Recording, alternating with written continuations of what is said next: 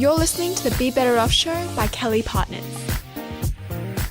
Well, good morning. Welcome to the Be Better Off Show by Kelly+Partners, where we meet interesting people who can share their ideas on being healthier, wealthier and wiser. And this morning we've got the Chief Political Correspondent of Sky News, Kieran Gilbert, to join us, which I'm really excited about. Obviously, at the moment, with everything going on in the world, politics has become more mainstream, it seems, as governments have taken a much more active interest in our lives with the pandemic. And so Kieran, who is somebody I've got a huge amount of regard for, has got a great career in that space, has agreed to join us. Welcome, Kieran.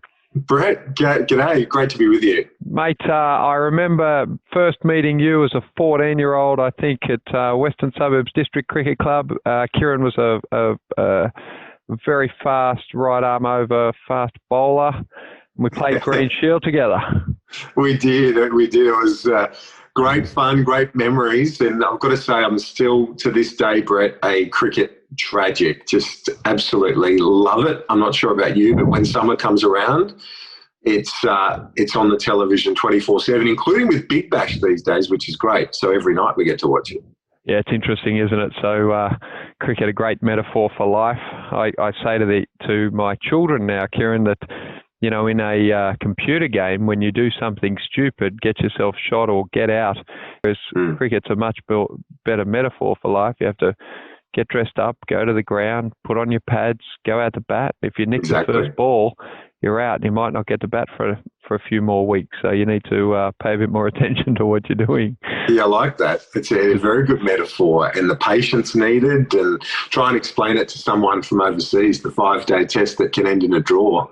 Yeah, I think it's one of the secrets to the success of Western culture, frankly, in terms of being patient and long-term in a short-term world. So it's really interesting. So we played a bunch of cricket together, and I know you were at, I think, Patrician Brothers Fairfield. I had a bit of fun with that. Now, I'd love to catch up and run through your story. You finished school. How do what did you go off and study? So I studied 2 degrees. I did journalism and communications at Charles Sturt University in Bathurst, which was a lot of fun for a boy from the suburbs to, go to the country. Met a lot of mates from the bush who I'm still mates with to this day, and from all over New South Wales mostly, but some from interstate as well. And that was a really good course to do at Charles Sturt. The journalism sort of pedigree there goes way back.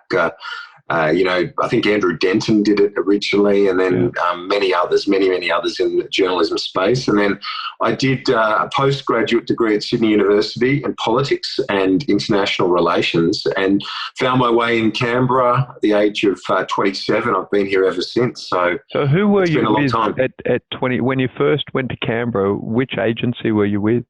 I was with Sky, I've been with Sky News for nearly 2 decades now, and Canberra Bureau. And I've got to tell you, Brett, it doesn't feel like 20 years. It feels like, a couple of years. It's just flown. It's been a lot of fun. That's a good story. At that time, Sky would have been a fairly young organisation in Canberra. Is that right? It was, David Spears, myself, David now hosting Insiders, and it was just the two of us for, I would say, probably 7 years. And then a couple of other younger colleagues joined us, and gradually the Bureau built to now being one of the largest broadcast bureaus, second really, I think, to the ABC.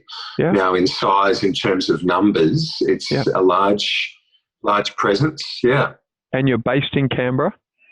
I am. I have 2 daughters, 7 and 5, and my wife here. And we love it. It's a great place. It gets a bum rap because people say, it's associated with government and politicians and so on. But for kids, it's a really wonderful place to live. And I think anyone that's lived here with a family would testify to that, because the schools are great, sport's great. Great facilities, beautiful natural environment, ski fields down the road. Exactly right. Winter gets a bit cold, but if you compare that, it's perfect. Yeah, it's very interesting. There's a number of families that I know down there say that they don't miss the busyness of Sydney in terms of getting the kids around to things that they can get into the schools easily, the sport easily without all the traffic, which is interesting. So you land there at 27. And obviously David Spears is a very senior and experienced journalist. But who was the Prime Minister in 2000 and what's that, the year 2000? Are we talking? No, John just Howard? after that. So it's 2002, and it was John Howard, Prime Minister Howard, and I covered Prime Minister Howard's final 5 years in office, and then Kevin Rudd's victory in 2007 and all the tumultuous events after that with the toppling of his prime ministership, Julia Gillard, his return, and then Tony Abbott's prime ministership. He went close the first time around and then won the second, and then, you know the drama and ever the since. Turnbull drama and the Morrison drama, etc. So why don't we start with lessons? What do you see as the lessons for the leadership lessons from what you've seen out of 5 or 6 or 7 prime ministers over that period of time? You're very close to them. You're there every day. Exactly. Yeah, well, I've got to say, the thing that John Howard did, if you look back and see the success of his prime ministership, and I think what really established his longevity was he was a considerate person and remains so to this day. You might not agree with his politics, but I would find anyone, it'd be very difficult to find anyone who says he was not always a civil person, showing respect. And when I say that, I don't mean just to voters. I would say to his own colleagues. He was able to maintain the support of his colleagues because he always listened to them. He took that as a big priority of his. In fact, one of his senior staff, that was their number one job, was to just keep and monitor backbenchers. And he knew if he had his backbench, the party okay, well then, first of all, he wasn't going to be challenged by anyone else. Yeah. But it just put his leadership on a firm foundation. So I guess that's a moral for leadership more broadly, is just make sure you look after all of your troops. Yeah, all of your people. Now, I hear that, and interestingly, our office in the Sydney CBD in the MLC Centre, we share the floor with John Howard's private office, which is great. So we've had some interaction with him, and over many, many years, he's obviously had that reputation and a big, long career, I think, before he came to the prime ministership. I remember him making the comment that if he'd lost his prime ministership when Abbott lost his, he'd have gone down as a very poor prime minister, because it's a job that you can't prepare for in any other job. The job sort of makes you as much as you make it. But what do you think then in terms of, what I saw then when Rudd toppled Howard? It was really the advent of wall-to-wall 24/7 media and social media coverage. And to me, that seems to have, and I think there's a special out on Netflix at the moment on social media that I think people have been a long time coming to understand the impact of algorithms and the people really breaking off rather from mainstream broad media coverage to their own little echo chambers. And I do have the sense that that's had an impact on the prime ministership. So Rudd took advantage of being good with the media, consistently in the media. I think the first to social media in politics in Australia in any major way, but it was almost like it was the making of him in one respect, but difficult to, it seems even globally, maintain position when it's almost like where Howard could communicate with his backbenchers, his front benchers. Now it's almost like and I hesitate to say the media, because I think often the media gets a bum rap. It's really algorithms in social media platforms that are automatically repeating stories that exist on the web generally to harden or exacerbate or magnify a search that somebody else has previously done. What do you think the role is of that? So you get Rudd. Rudd looked like the fresh-faced Howard. What do you think the lesson from the Rudd, I guess, first term, Gillard exercise? What did you see of Kevin? I've got to Kevin say, 07. Kevin 07. Well, a couple of points to make there. I'll make 3 points. One, first of all, John Howard's really only big error in the latter part of his prime ministership was not handing over to Peter Costello, because he had been there for more than a decade by that point, and many of his colleagues thought he should, but he didn't. And then, that longevity, I guess when people, they become complacent about things and they think, well, it's time for a change, move on. And it gets to the Rudd question, and one of the big problems with his prime ministership was he didn't do what I mentioned about John Howard, and that is bring his colleagues with him.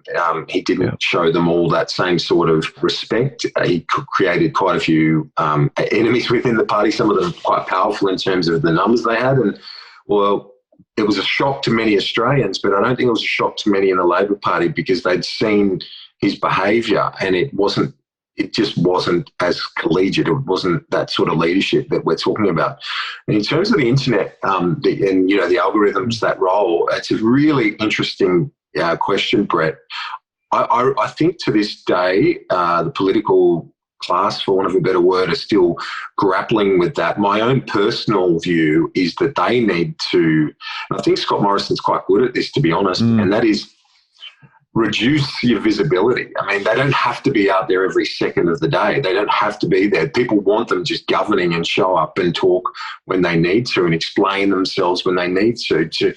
It becomes, I just think if they're out there so often and they're everywhere, social media, on Facebook via the various algorithms you're talking about, they're just constantly in people's face. And I think their use by date is expedited. Yeah, that's interesting. That's really interesting. So there's almost like two versions of that in that. So Rudd was wall to wall, and I think to know your customer in business is really important. And I think in politics, the Australian electorate, I think generally be very happy if governments did their job and they didn't, like a good umpire in cricket, a good umpire because you don't notice them.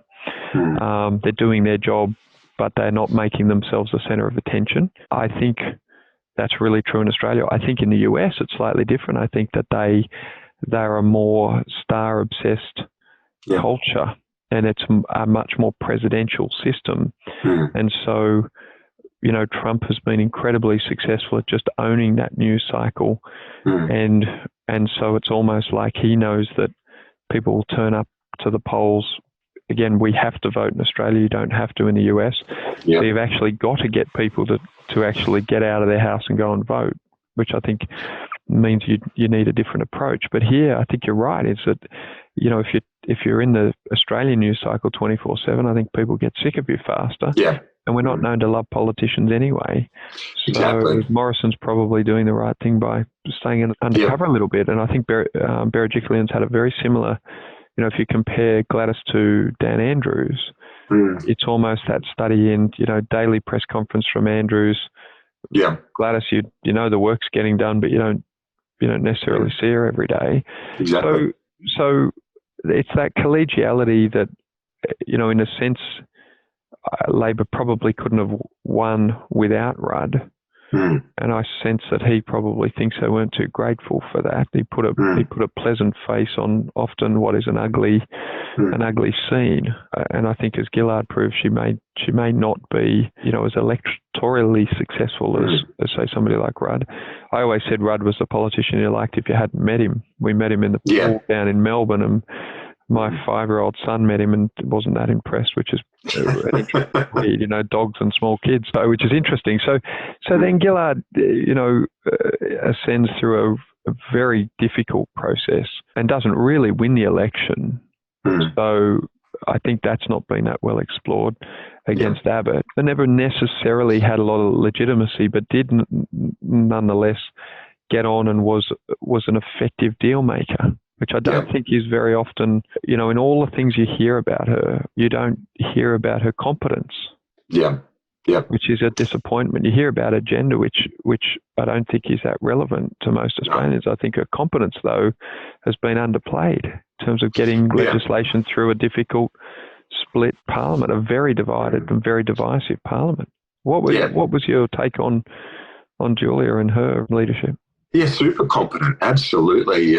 Couldn't agree more with you. And also very, very much someone who was liked by her colleagues, the vast majority of them. And when the decision was made to return to Rudd, there was a lot of mixed emotions among her colleagues in doing that. It was done because, Rudd was relentless in undermining her, and also the fact that... But remember, Rudd was relentless in getting them elected.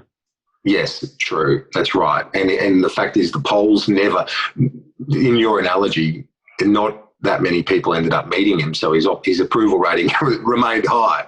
Whereas it was the flip side of Julia Gillard. Those that met her really liked her. And, very warm person. We met her out at Penrith RSL just in a lobby randomly. I was having dinner with the kids, and she was, my wife and I met her, very warm, very for sure nice person. So it was the flip side of that scenario where the more that met her approval rating went up. There were many of her colleagues who found it a tough time in that period because they didn't want to, but they knew that their electoral sense was probably better to save the furniture. They knew they were going to lose, but Rudd was better to save the furniture, and he saved a bit of it, I guess. But she was very competent. And Albanese, to his credit as well, the current Labor leader, was the leader of the House at the time and was able to manage a really precarious fractious House scenario.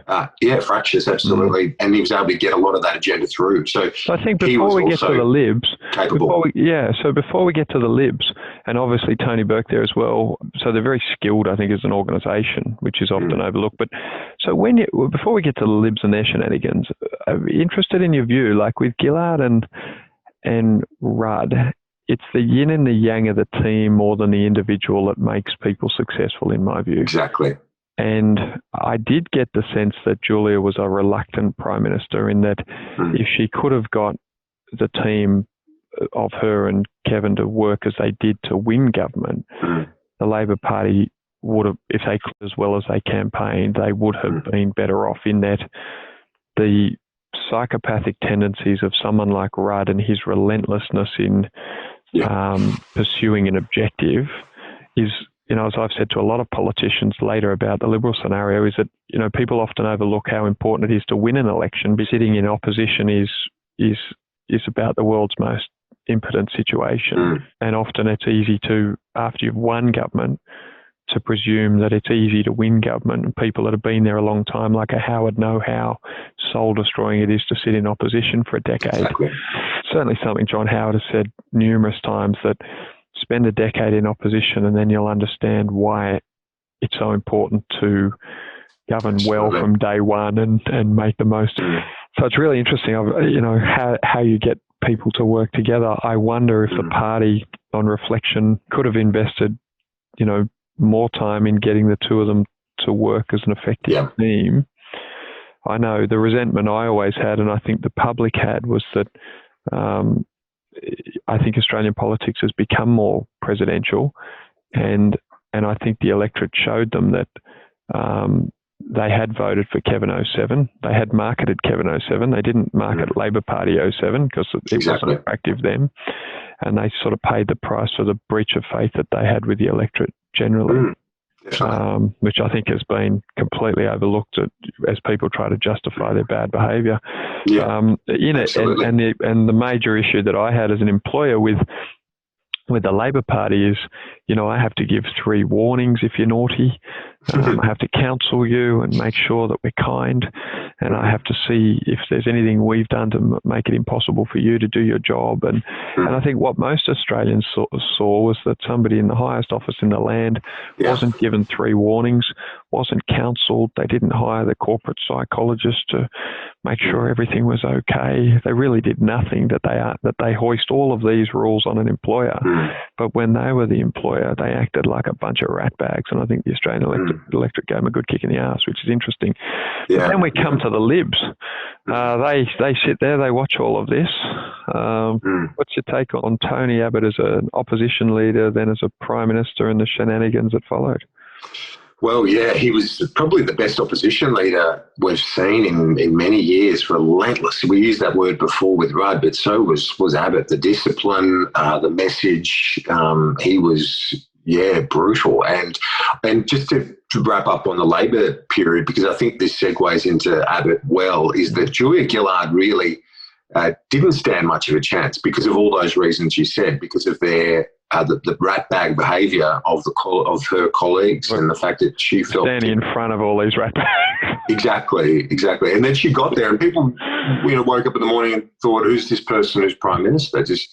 It's fine, as you said, they justify their behaviour because of Rudd's poor behaviour, but there was none of that preparation to, get the electorate ready for his departure, let alone her prime ministership. And that gave the Liberals a really good momentum, and Tony Abbott capitalised on it. He was a brilliant opposition leader.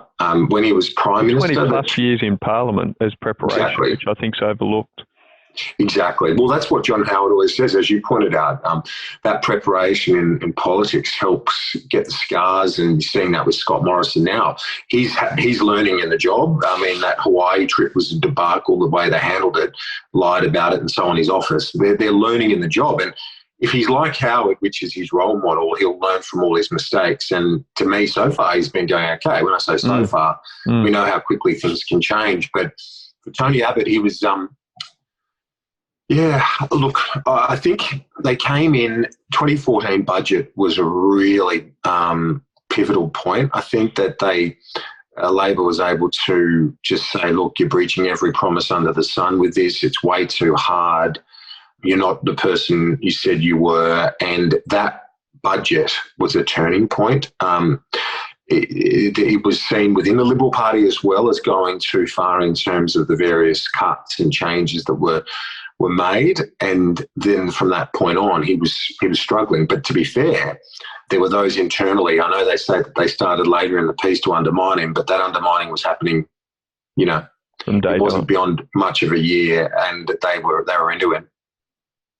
So it's interesting that I saw again a couple of things there. One is that the behaviour of the ratbags in the Labor Party towards Rudd was a breach of faith with the community. I think that first budget breached a number of, this core idea of doing what you say. I think Trump has been a master of his exec announcements where he holds them up and says, I said I'd do this and this is what I'm doing. And I do think he's got an insight to what the electorates globally want, which is if you say you'll do something, you'll do it, and that you won't do things that you said you wouldn't do. I think that's it should be so obvious, but I think the political class have missed that consistently as they get caught in their sort of bubble and doom loop.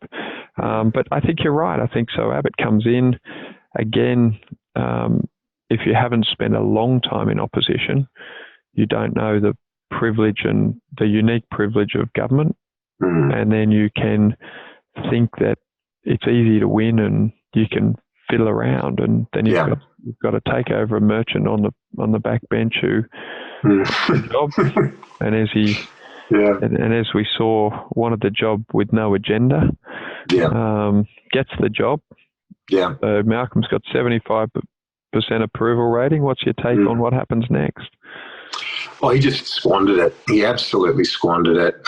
He because of the first time as a Liberal leader, he was scarred by being torn down, and then the second time when he came in with those soaring approval ratings, he didn't capitalise on it because he was too busy trying to acquiesce and please every single person. But what it meant was he was basically impotent in terms of his policy agenda. It was weak, equivocating. He was basically a good manager, but really there was not a lot of vision, and people saw that.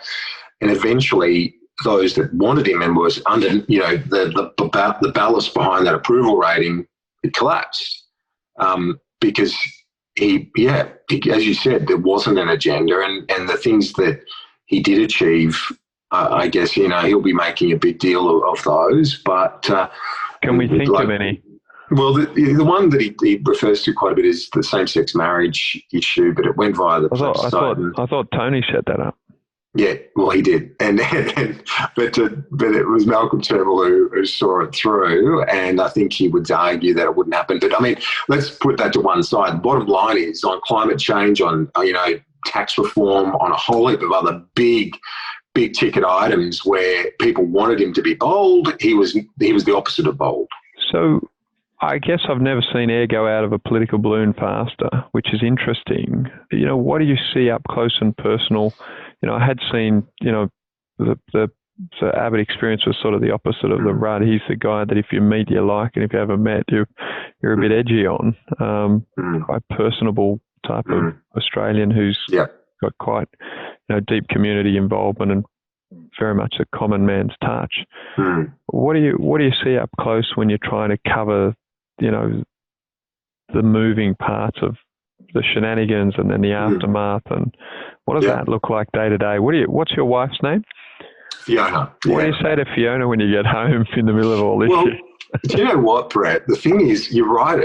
We all have our impressions of individuals, whether it be Malcolm Turnbull, Tony Abbott, Julia Gillard, Kevin Rudd, John Howard. But the bottom line is, I think, I can't remember who used this term, but the vast majority of prime ministers leave Parliament in a metaphorical coffin, basically is what they say.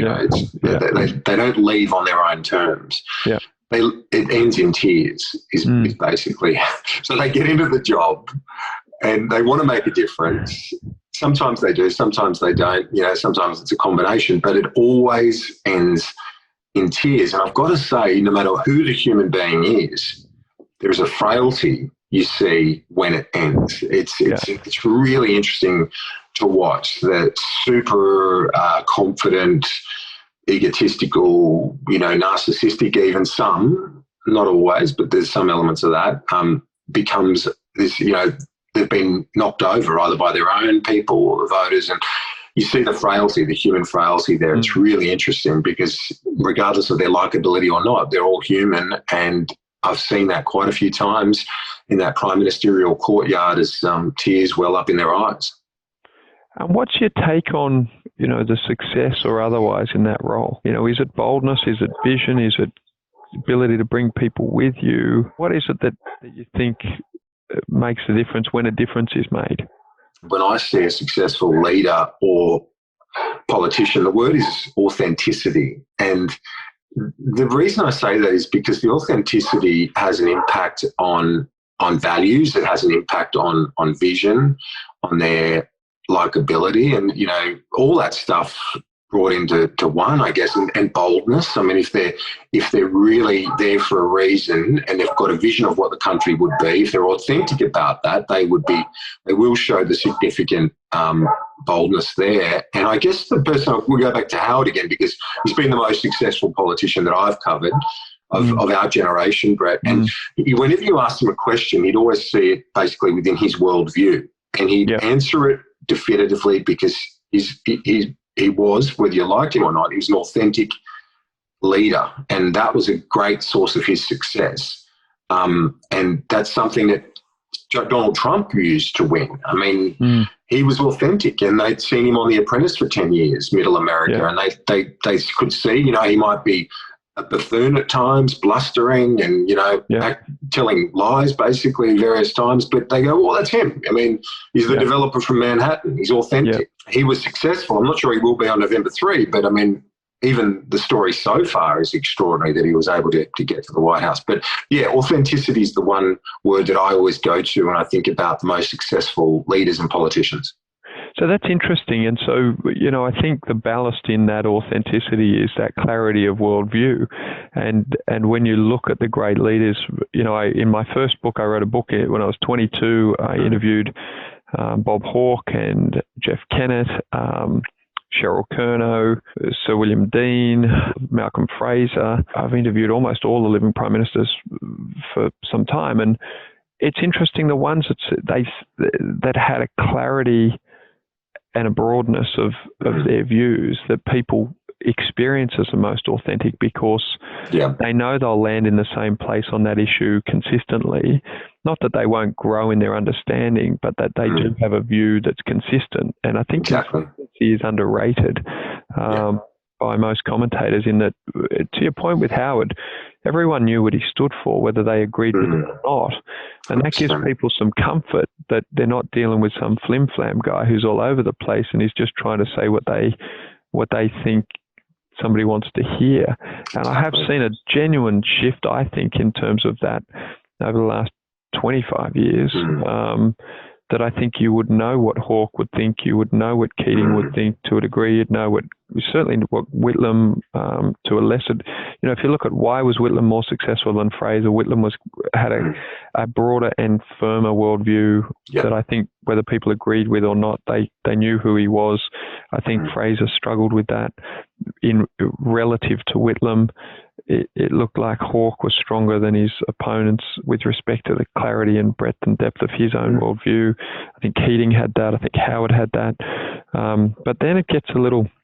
Interestingly enough, I think Abbott was so electorally successful from opposition, people attribute it to his relentlessness. I think that's true, but I think his firmness around some big key ideas that have become quite cross-party now around borders and these sorts of things, interestingly enough, were well ahead of their time. And then let's talk about our current Prime Minister and his counterparty in that, I had said I was at a fundraising dinner after they'd switched out Turnbull for ScoMo, and it was about 4 days later, I shook Matthias Cormann's hand and said, if you want to have any chance of winning, you've put a politician in the job, which I think is helpful because it is in fact a politician's job. I think we overrate how easy it is to come from some other profession to what is a profession. And I said it to him at the time. I said, and he'll win the election because he's a very competent person and he's up against somebody who I don't ever think could be elected by Australia in Shorten. And that wasn't a comment on any person, individual, or even a political comment. It was just a competence, hire the right person for the job type of thing. So Morrison seems to be acquitting himself well. He had the holiday debacle in Hawaii where I think he thought that people might think if he's putting his family first, somebody would respect him for that, but might have got a lesson on that. In that, even if you're doing that, it's best not to lie. But he does seem, Exactly. And I think that's the Trump lesson. If you could just sort of try and be transparent to a degree, sometimes to a fault, that's helpful. Absolutely. Which is interesting. What's your take on Morrison? Well, I think I couldn't have said it better in terms of the electoral win, and that lack of certainty hurt Shorten as well, because by the end of it, I mean, people were thinking, well, what do you actually stand for, mate? And it was so wishy-washy on a range of things, promising various things to various people, in different parts of the country, and it just blew up in his face. I think they just took it. There was a bit of hubris there. They thought they were going to win and just drop the ball. Whereas Morrison was, he was adamant he could win. In fact, internally, I think he was one of few that thought right through that they could.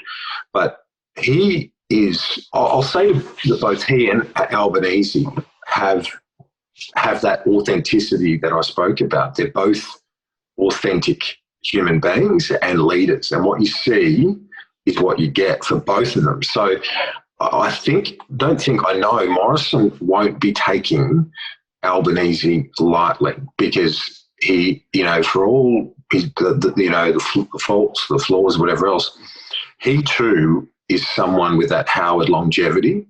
He's been there for a couple of decades. He's super shrewd and he's authentic. Like Morrison, Morrison is authentic. Now, the question for me is, and now we don't know how the next few years unfold. I'm really going to be intrigued as to how this does unfold, because two great political Australian political players that are going to go up against each other. And people watching this might be thinking, what's he talking about, Albanese? He's got nothing but... No, but 20 years experience in the senior ranks of a very competent organisation is good preparation for the job. It is. And just getting back to that word, I mean, he's authentic. He goes for the bunnies. No one can say, he wears his nose tie, he's there. It's not confected. That is who he is. You go and have a beer with him, Brett. Yeah. And you get exactly the same individual that you see on the microphone. Okay, so here's my counterpoint.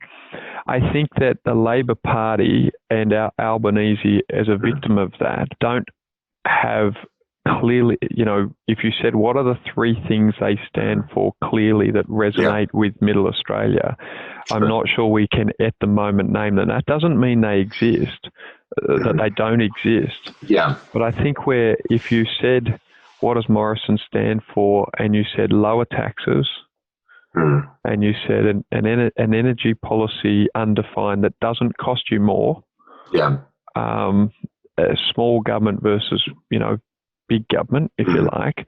Yeah. I think you could get that from most people, even if they don't like that about about the Liberal position. And that's very Howard. You know, Howard was for big business, was against unions. Everyone knew that, but at least they kind of knew where he stood. I still think that Albanese's got a way to. I think he's got all the personal attributes required to do the job. Yeah. But I think the Labor Party aren't making his life easy because the policy platform at the last election was the broadest policy platform ever. Yeah. You know, it was the broadest policy platform, the most unable to be understood policy platform ever presented by a major party at a federal election in my lifetime. Yeah, absolutely. So, and I don't know that they've done any work that I'm aware of, and I'm somebody who takes an interest, that I can identify that they've narrowed the focus to anything in particular. I sat with Chris Bowen at a Bathurst Chamber of Commerce function. And we've got an office in Bathurst, and there was 25 people, and I knew we were speaking, so I thought I'll drive out there and have a listen. I sat next to him and I said, mate, your policy on negative gearing is a disaster. You know, there's 1.5 million Australians in negative gear. They're not rich people. They're not poor people, but they're not rich people. Just come out with a policy so people like me can explain it to our clients so that they can go, okay, cool, man. Most of my super wealthy clients don't believe that you should be able to put $50 million in your self-managed super fund and pay little to no tax. They're like, how does that work? Even if I can, I probably shouldn't be able to. At that time, there's been some changes, but they didn't seem to have didn't respect the electorate enough to be sort of honest and upfront about their position. So I agree with you. I think that Albanese's got the preparation. But do you think the party can give him a platform that any good leader could communicate to any great effect? And when do you think they'll get around to it? Well, I do think they can. Chief of Staff Tim Gartrell, who ran Kevin 07, he knows he's one of the bed adults, his Chief of Staff. This is what I'm saying about his capacity as well and his shrewdness. He knows exactly what you're saying is accurate. He knows that. The work is happening. They tell me. I haven't seen exactly what parameters they're going to. It'll be something that they will zero in on because they believe that there is a weak spot for the government there, and most Australians do. The polls, repeatedly say that they take it seriously, that issue. So, which I think they're wrong about. What's that, sorry? Which I think they're really wrong about. Okay, well, I mean, but the thing is, like you said, climate people take seriously, but Morrison knows that everyone's a greenie until they have to pay for it. Well, that's the thing. And so I think in terms of the broader policy, though, they will have at least 4 or 5 things. There will be that issue that they'll deal with. They have to lead with.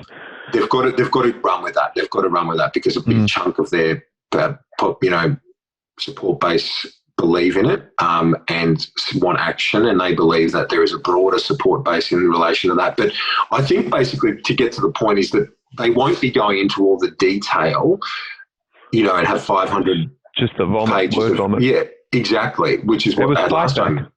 And basically what Albanese said, absolutely, it was fight back on steroids. Fight back on steroids. Yeah, but basically what Albanese has said is he wants to have 4 or 5 key policies that people can go and door knock a house and you say, hi, I'm so-and-so from Labor, these are our 5 policies. That's it.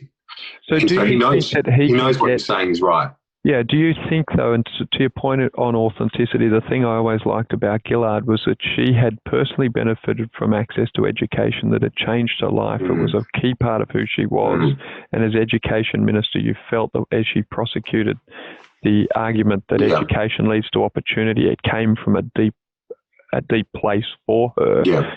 Can Albanese get the 3 to 5 things that actually resonate personally with him so that he has the connection to his platform that I think is the thing that delivers that authenticity that connects? Yeah, no, definitely he can. I mean, he's got that story, and they've been trying to, through the budget reply and other things, been going to that personal story to articulate his, his persona. But I mean, just to go back to that other thing, in terms of those 5 points, like what goes to your suggestion about climate change, because that's going to be one of the key political challenges for him, is to say, look, this isn't. It's been, Labor stuffed up that debate so massively the last 10 years or so by conceding that it's a cost when now there's a big argument from, Mike Cannon-Brookes, Atlassian, beyond zero emissions. They're talking about 1 million jobs. There's a real political and economic case. You can say Australia has all the wherewithal to be a renewable energy superpower as well. So that's the argument that they'll make. Not that they've got to change that prism from saying, okay, this is interesting. Yeah, this is going to be a boom industry. So let's go to, I think I totally agree with you there. So, and particularly for the Australian context, we have the uranium, we have the lithium, we have the rare earths under the soil here, yet we produce none of the batteries, none of the product. There's no, I think the federal government's new sort of industry policy, although they don't like to call it that, I like to call it that, targeting growth industries makes a huge amount of sense. Sure it does. Yeah. But I wonder whether climate, and to move to the US, because I think the US is obviously the world's most powerful country and has so much impact on Australia, particularly from a security point of view. But I think there's a lot of lessons in the US, and I wonder, where the Democrats wanted this election to be the climate election, I almost feel like politics is moving post-climate. And the reason is that I believe that now on the left and the right, almost nobody believes that it isn't an issue. And so it almost ceases to become an issue in that now it's simply a question as to, well, what initiatives do you undertake to assist in that transition? And I wonder whether people with deep political experience realize that maybe for people day to day, it's not the issue that the cab driver talks about. It's not mainstream. It's a little bit Greens, and not everyone votes for the Greens, in that the Greens have even in this most green of eras, haven't been able to become a major force. I saw the Democrats in 1997 when I did my first book. I interviewed Cheryl Kernow in her office, and I must check the dates, but it was only weeks before she flipped over to the Labor Party, and she was a very angst-ridden person during that 2 hours I spent with her. Very, very interesting, right? Imagine. And I only knew that, many months later. And then the story with her involvement with Evans and all of that came out many, many years later. So I was sort of sitting in her office, which was a Democrat leader's office in Parliament down there in Canberra, to interview her, which is very, very interesting. Must look up her interview. But I almost feel like the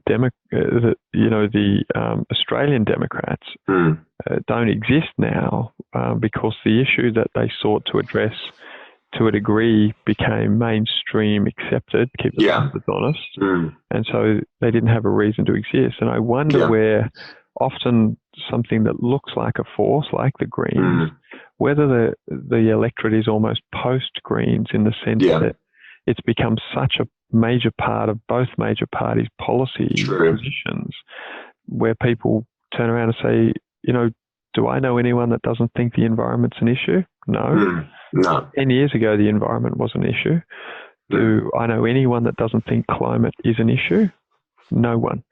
So I know on both sides, at the extremes and in the middle. Do most people now believe it's a question of how do we responsibly transition or supplement or grow our capacity, kind of everyone. So I wonder whether it's the issue that people pretend. Now, I'm watching Trump. Trump, I think, is this great study in disruption. Whether you love him or hate him, he's a guy that's, I wrote my first book here, and it was called Collective Wisdom. And it was about meeting people from all walks of life to find out how they achieve their goals.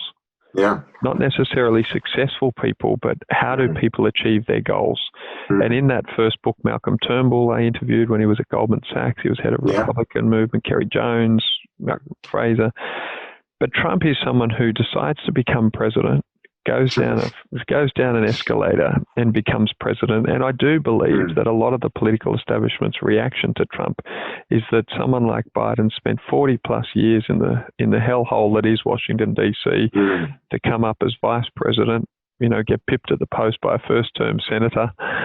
Hillary spent her entire life plotting to be president and misses out. And so as objectionable as Trump is, I'm sure envy is an enormous part of the picture here, right? You know this political animal better than I do, right? Absolutely, yeah.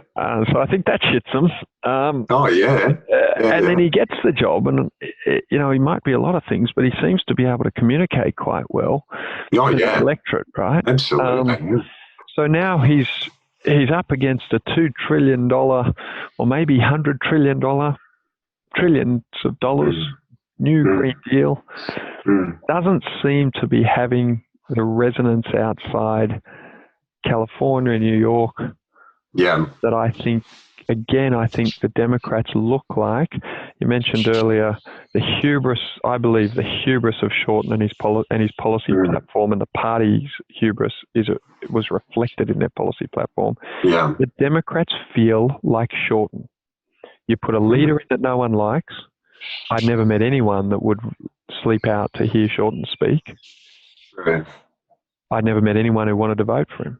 No. Never. I never met Kevin Rudd had fans. Yeah. I never met a fan of Shorten. Right? No. Never had a fan of Shorten. Fair point. The Democrats feel like the Australian Labor Party. They have put up a leader that nobody wants. They don't even want him. There's no one who'll sleep out. Michael Moore came out recently, very left commentator, and said no one would sleep out for 3 days to listen to Biden. So you put Biden up, nobody likes. You don't like him either. It's a massive exercise in cynicism. Last time you won the presidency, you put up a first-term senator who nobody knew and had a suspect surname in a terror-ridden era. Somebody with the surname Obama was able to win the presidential election, which does speak against this idea of a deeply systemically racist country. You're killing Osama and you're electing Obama. Shows the open-mindedness of the electorate. But you're so cynical that you firstly put up Hillary and then you put up Biden. Seems like an aristocracy, not a meritocracy. And you've got a policy platform that I can't understand. I don't know if you can, but it seems pretty wide, pretty broad. Feels like the Labor Party. So there's my punt at stake. What do you see going on?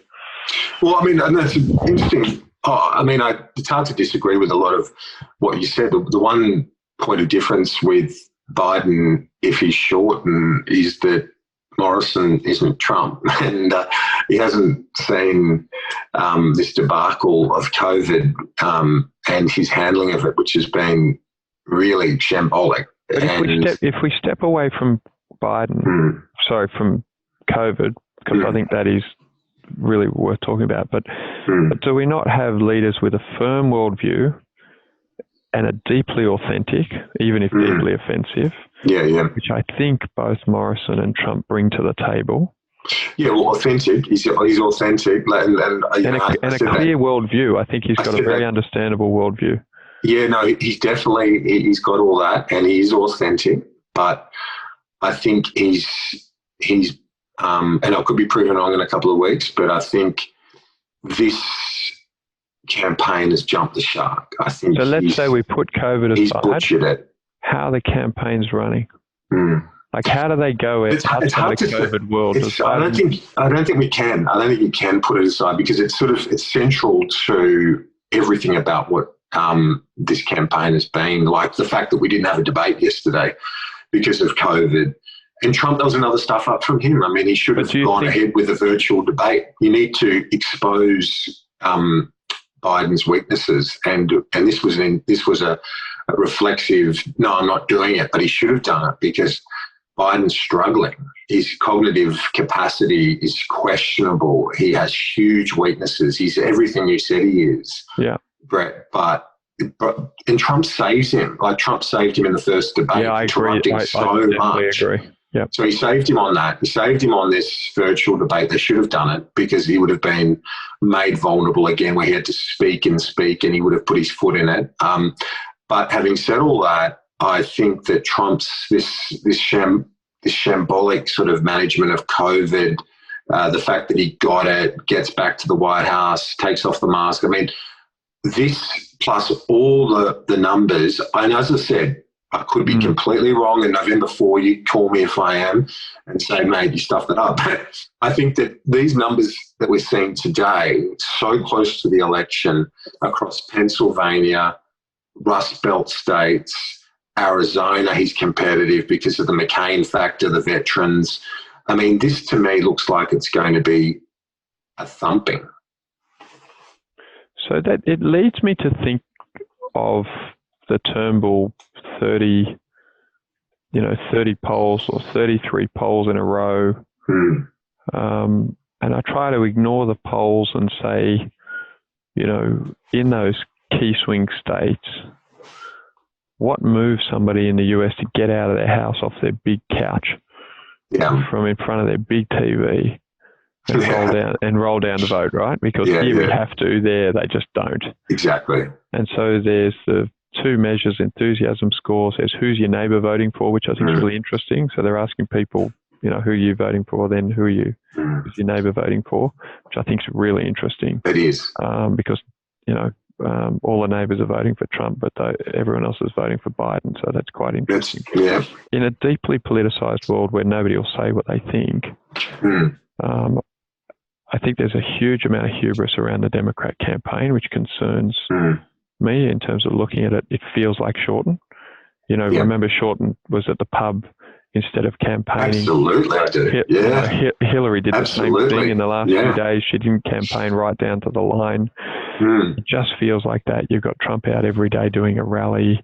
He's on every platform you can imagine. Now you've got this New York Post story that looks like it'll run every day between now and the election. It feels too close to call. Feels like a real punch up. It probably, you're probably right, but I just think that this president has, he's authentic. He defied expectations last time. Incredible, really, what was achieved in that unbelievable. Sense. Amazing. It was just, it floored me once, and I'm not saying it won't floor me again. But everything, and taking all that in consideration, what you said about, who does your neighbour vote for, enthusiasm and everything. That's true. There's a number of pointers there, even like, the Trafalgar polling, which is a conservative polling, but they got it right 100% last time, has it much closer than what the rest of the polls have it in terms of particularly, states like Arizona, Trump's still ahead. So they might get it all wrong again, but... Because that side of politics talks about inherent bias. But don't apply it to themselves. Yeah, that's true. Exactly right. So we saw with Turnbull and the Morrison result, the polling companies later admitted, which I thought got pretty fine print play, how inherently biased and how in fact they were changing their polls because they just didn't think they were right. They just did not think that Morrison could win. So it makes me very suspect on that. Yeah, no, true. And I think polling generally we've got to take with a grain of salt. But I think when you get to margins of error, well outside the margin of error across a number of those key places like Pennsylvania and, as I said, Wisconsin, Michigan, those states. I just don't see how he doesn't win. But, to be honest, Brett, to be upfront, I said exactly the same thing about Hillary. I thought she was going to win comfortably and she didn't. So I could be, egg on my face, take two. Yeah, it's interesting. I see that we now know that Trump's campaign was being spied on. Every arm of the US government's power was being used to assist Hillary to win, and she lost. This time, old mate's got his hands on all of those levers, and you just wonder how you lose when you control everything. So I think we're in for a very, very interesting and highly contested situation. I think the major lessons, though, are can you treat... I've always thought in Australia, if you treat the electorate like dummies, they'll kick you in the... And to say that, to answer a question, will you pack the court with I'll tell you after election day, feels like short. And I just wonder whether in politics in 2020, where there's such, everyone's got a device, everyone sees a lot more than they once did, whether you can get away with that. Now, what happens next for you? You stay at Sky until you're, I'm trying to think of Laurie Oakes Yeah. who was a great doyen of your industry. I do think that, there is some great research I read on innovation that changes the world typically happens pre-40, but there are some professions that benefit from wisdom over time. To our be better off, healthy, wealthy, wise theme, I do sense that political journalists who spend 30, 40, 50 years in that environment develop the reflexes that sort of give them better insight. Definitely. And Laurie Oakes being the doyen of your industry, is that where you see yourself over the next 30 years? And Michelle Grattan's another one. She's been there for even longer than the mantle.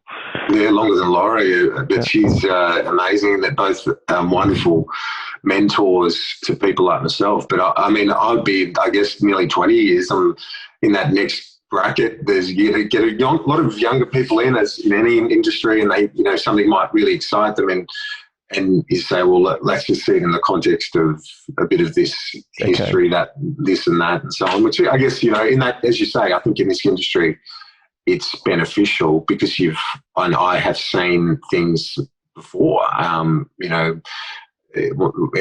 having that history of saying, I remember Jim Middleton, former ABC correspondent, and Laurie himself, this would have been, I guess, 12, maybe no longer, would have been 15 years ago. And Costello used a quote, a very clever quote, but it was a quote from our recent political history, and only two people picked it up, Middleton and Oakes, and they both started with that quote and then the Costello quote together to start the story in the evening. I thought, oh my goodness, that's what longevity brings. And I guess... Yeah, and to be honest, which was the Biden using one of the UK leaders' speeches early in his career, and it was that's right. Who said, "Hang on, I've heard that before." Exactly. Yeah. But I think for the foreseeable future, and I've said this, I came down here for 18 months, and I'm here, 18 years later. So I just love it. It's a great job. It's a amazing place to be. I've had incredible experiences doing this job, from, it's just amazing to see history unfold. Exactly. Going to the Oval Office, things like that, number 10 Downing Street, the Emperor's Palace in Japan. Like, you pinch yourself when you're there and thinking, how on earth did I end up here? But those little things are great memories. But every day, you don't know what's going to unfold. So it's just fun to get up, put your suit on and go to work. It's fun. It's a good, fun, interesting job. And I would never discourage a young person from entering journalism because it is a cracking job, difficult to get into, but like anything is, you've got to stick at it. And so to finish up, and it's a pity we've run out of time because I've really enjoyed having a chat, a long overdue chat.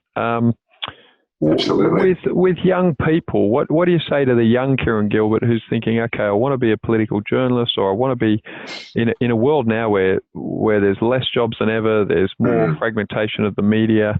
Would you starting out today, what would you say to the 27-year-old version of yourself? I would say have a crack. Get in there, make contact with political bureaus, newsrooms. Say, can I come in and help? If you can afford to, just go and give some time to them to look around, get to know them. You don't have to study journalism. I don't think. You can study whatever you want: law, economics, politics. It might even be better to do that. Study something else, but. Then just reach out to organisations, send CVs, and just don't stop. Just keep pushing until someone picks up the phone or replies to an email, because eventually there'll be a window and it'll open up for you. Yeah, it does seem that whether it's a theme of what we've talked about today, and you can see Trump at 74 doing daily rallies. You can see Kevin 07. You can see Abbott. I think Howard's very similar. He's 80-odd, goes into the office in the city almost every day that he's healthy. I lived in Kirribilli at one point. He used to walk past every day. He was in Sydney. He used to walk past at the same time every day. Talk about cricket tragic. We started with that. We can end with it. I've never met a bigger one. Yeah, massive cricket tragic, massive political tragic. But it does seem that people that achieve their goals have a focus and relentlessness that is uncommon. Yeah, absolutely. And the other thing is, like in any career, to see, and I think the Australians can do this better, Americans do it great, and that is to accept the odd failure. I mean, you try, you fail, try again, and we should reward that and admire that, because I think when people do that, that's when they build the foundations for, for long term, for success, for long term, exactly, for long term and sustainable success. And that's definitely Howard in the political context, and I think almost anyone you look at, across any field of endeavour that's done anything substantial. Hey, we've run out of time, which is a great pity, but I'm going to make you our political panellist on this show, so that I can check back into you. I think at the moment it's deeply engrossing what's going on around the world, and here I think you've got the UK struggling with a virus surge, and I think that has so much to say about how to govern, and in a time of pandemic, I think in itself is very interesting. But I'd love to grab you in the week before the November 3 and post that and see where we land, and also then cover, I think post whatever happens in that election, what are the political implications, the economic implications for Australians and businesses. Yeah, for sure, mate. Great to speak to you. Thanks for having me. Really great to chat. Hey, thanks for making the time this morning, and I'll let you get back to your 24/7 media cycle. Thanks, mate. Cheers, Thanks, Brett. Bye-bye. Thank you. Thanks for listening to the Be Better Off Show. If you enjoyed this episode, don't forget to rate and review on Apple Podcasts. Have a great day.